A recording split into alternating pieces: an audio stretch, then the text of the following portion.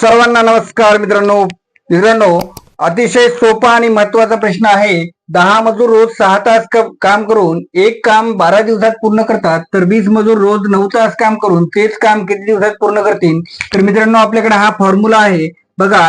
M1 D1 T1 बरोबर M2 D2 T2. M1 म्हणजे काय मित्रांनो? M म्हणजे माणसे. बघा किती माणसे आहेत? 10. आणि D1 म्हणजे डेज म्हणजे किती दिवस आहेत? 12 दिवस. गुणिले तास किती आहे? तर T1 म्हणजे तास बरोबर 20. M2 म्हणजे 20 गुणिले 9 गुणिले D2 माहित आहे का? नाही, म्हणून ते X ठेवायचं. म्हणजेच X बरोबर 10 गुणिले 12 गुणिले 6 भागिले 20 गुणिले 9.